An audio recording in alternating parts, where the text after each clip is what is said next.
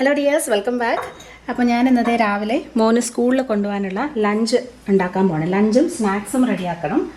അപ്പോൾ ലഞ്ചിന് ഇന്നൊരു ടൊമാറ്റോ എഗ് റൈസാണ് ഉണ്ടാക്കുന്നത് കേട്ടോ. തക്കാളിയും മുട്ടയും കൂടി ഒരു റൈസാണ് ഉണ്ടാക്കുന്നത്. അപ്പോൾ അതിനായിട്ടുള്ള റൈസ് വേവിക്കുന്നതിന് മുന്നേ കുറച്ച് സമയം ഒന്ന് കുതിർത്ത് വെക്കണം. അപ്പോൾ പെട്ടെന്ന് വെന്ത് കിട്ടും. അപ്പോൾ ഞാനൊരു 1/2 കപ്പ് പൊന്നിയരി എടുത്തിട്ടുണ്ട്. ഒരാൾക്ക് മാത്രമാണ് ഉണ്ടാക്കുന്നത്. അപ്പോൾ അത്രയും റൈസ് മതി. ഈ പൊന്നി റൈസിന് പകരം ബാസ്മതി റൈസോ ജീര റൈസോ ഏത് വേണമെങ്കിലും എടുക്കാം കേട്ടോ. അല്ലെങ്കിൽ നമ്മുടെ സാധാരണ മട്ട അരി വെച്ച് ഉണ്ടാക്കിയാലും ഇത് നല്ല ടേസ്റ്റാണ്. അപ്പോൾ ആദ്യം ഇതൊന്ന് കഴുകി എടുത്തിട്ട് ഒരു 10-15 മിനിറ്റ് ഒന്ന് കുതിരാനായിട്ട് വയ്ക്കാം.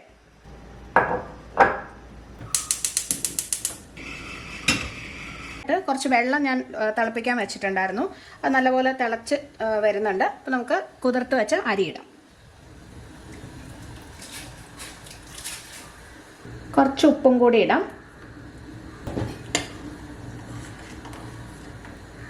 ഇപ്പോൾ റൈസ് ആവുന്ന സമയം കൊണ്ട് നമുക്ക് ബാക്കി സാധനങ്ങളൊക്കെ റെഡിയാക്കാം.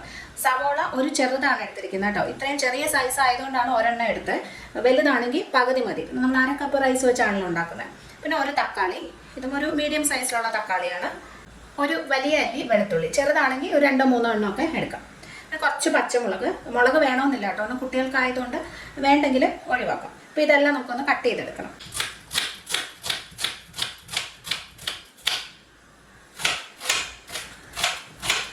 എല്ലാം കട്ട് ചെയ്ത് വെച്ചു. സവോള, വെളുത്തുള്ളി, പച്ചമുളക്, തക്കാളിയുടെ പകുതിയെ ഞാൻ എടുത്തുള്ളൂ കേട്ടോ. നമ്മൾ അരിഞ്ഞു വന്നപ്പോൾ അത്രയും മതിയെന്ന് തോന്നി. 1/2 കപ്പ് റൈസ് അല്ലേ ഉള്ളൂ. ഒരു പകുതി തക്കാളിയാണ് എടുത്തിരിക്കുന്നത്. ഇതിൽ ഒരു മുട്ടയാണ് ചേർക്കുന്നത്. അതിനകത്തോട്ട് കുറച്ച് ഉപ്പും കുറച്ച് കുരുമുളക് പൊടി, ജസ്റ്റ് ഒരു 1-2 നുള്ള് മാത്രം കുരുമുളക് പൊടിയും കൂടി ഇട്ടിട്ട് നല്ലപോലെ ഒന്ന് അടിച്ചു വെക്കാം.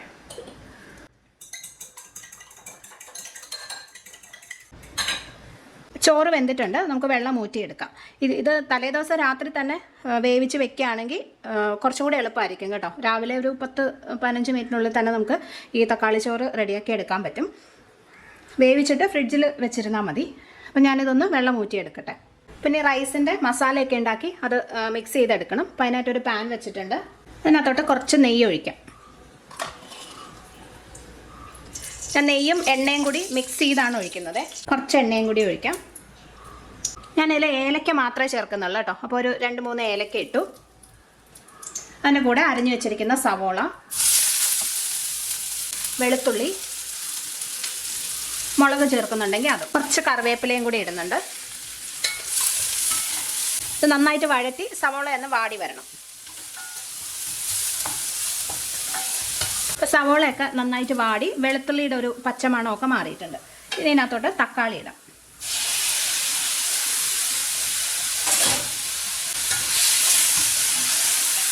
ഞാനിതിനകത്ത് കുറച്ച് മഞ്ഞൾപ്പൊടി മാത്രമേ ചേർക്കുന്നുള്ളൂ. ജസ്റ്റ് ഒരു 1/4 ടീസ്പൂൺ മുതൽ 1/2 ടീസ്പൂൺ അളവിൽ.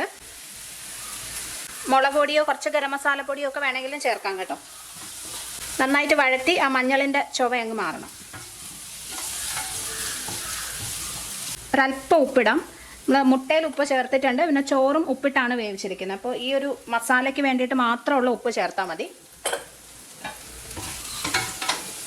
അപ്പോൾ തക്കാളി നന്നായിട്ടൊന്ന് വെന്ത് ഒന്ന് സോഫ്റ്റായിട്ട് വരണം. നല്ല പഴുത്ത തക്കാളി എടുക്കുന്നതാണ് കേട്ടോ ഇതിന് നല്ലത്. പെട്ടെന്ന് വെന്ത് കിട്ടുകയും ചെയ്യും, ടേസ്റ്റും അതാണ്. ഇപ്പം തന്നെ തക്കാളി നന്നായിട്ട് വെന്ത് സോഫ്റ്റായി ഒന്ന് കുഴഞ്ഞൊക്കെ വന്നിട്ടുണ്ടല്ലോ. ഇത്രയും മതി. ഇനി ഇതിനെ ഒരു സൈഡിലോട്ടൊന്ന് മാറ്റി വെച്ചിട്ട് ഇതിനകത്ത് തന്നെ മുട്ട ചിക്കി എടുക്കാം. നേരത്തെ അടിച്ചു വെച്ച മുട്ട ഒഴിക്കാം.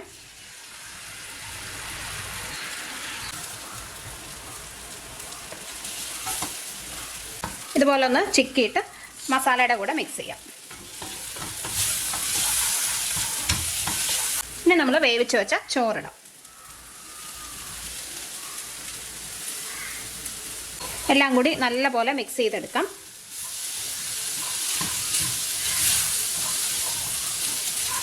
ഇത്രയേ ഉള്ളൂ നമ്മുടെ ടൊമാറ്റോ എഗ് റൈസ് റെഡിയായി. തക്കാളി മുട്ടച്ചോറ്.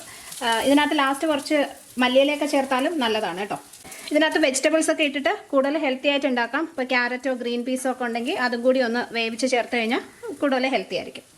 പിന്നെ ഞാൻ പറഞ്ഞ പോലെ ചോറ് തലേദിവസം രാത്രി തന്നെ ഉണ്ടാക്കി ഒന്ന് വേവിച്ച് ഫ്രിഡ്ജിൽ വെച്ച് കഴിഞ്ഞാൽ രാവിലെ ഒരു 10 മിനിറ്റിനുള്ളിൽ തന്നെ നമുക്കത് ഉണ്ടാക്കാൻ പറ്റും. അപ്പോൾ പെട്ടെന്ന് നമുക്കിനി സ്നാക്കും കൂടി ഉണ്ടാക്കാം. പിന്നെ ഒരു ജാം ബനാന ടോസ്റ്റ് ആണ് ഉണ്ടാക്കുന്നത് കേട്ടോ. ഇതിന് മുന്നേ ബ്രെഡും പഴവും മുട്ടയൊക്കെ വെച്ചിട്ട് ഞാനൊരു സ്നാക്ക്, ഒരു ബ്രെഡ് ടോസ്റ്റിൻ്റെ റെസിപ്പി ചെയ്തിട്ടുണ്ടായിരുന്നു. അതുപോലെ തന്നെയാണ്, പക്ഷേ മുട്ടയില്ലാതെ ജാമും ബ്രെഡും ഒക്കെ വെച്ചിട്ടാണ് നമ്മളിന്നത് ഉണ്ടാക്കാൻ പോകുന്നത്. അപ്പോൾ അതിനായിട്ട് ഞാനൊരു ചെറുപഴമാണ് എടുത്തിരിക്കുന്നത്. അതൊരു മിക്സിയുടെ ജാറിലോട്ടിടാം. ചെറിയ കഷ്ണങ്ങളായിട്ട് മുറിച്ചിടണം.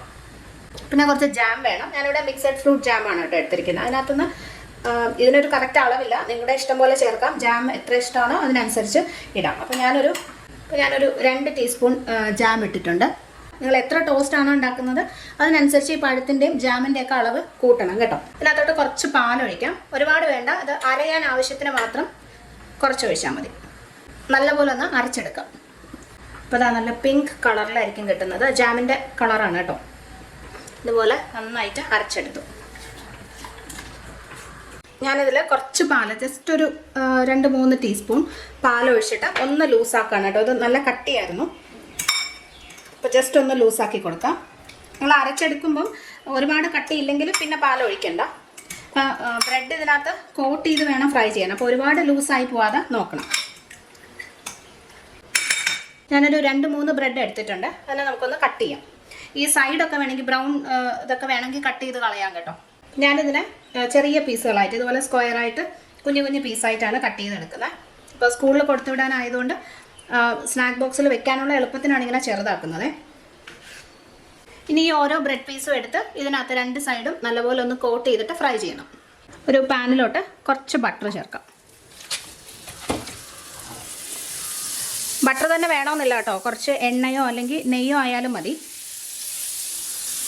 ഇനി ബ്രെഡിൻ്റെ പീസ് എടുത്ത് ഓരോ ബ്രെഡിൻ്റെ പീസും എടുത്ത് നമ്മൾ ആ റെഡിയാക്കി വെച്ചിരിക്കുന്ന ജാമിൻ്റെ ഒരു മിക്സ് ഉണ്ടല്ലോ അതിനകത്ത് ഇങ്ങനെ ഒന്ന് കോട്ട് ചെയ്തിട്ട് ഫ്രൈ ചെയ്യാം.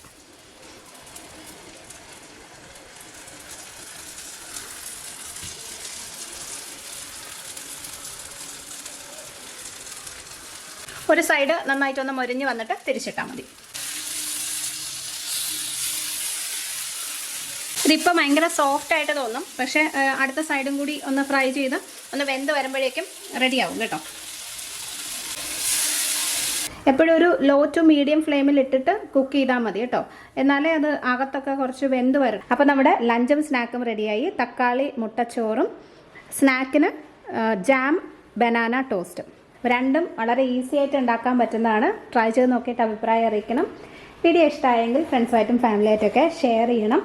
അടുത്തൊരു നല്ല റെസിപ്പിയായിട്ട് വീണ്ടും കാണാം. Bye friends, thank you for watching.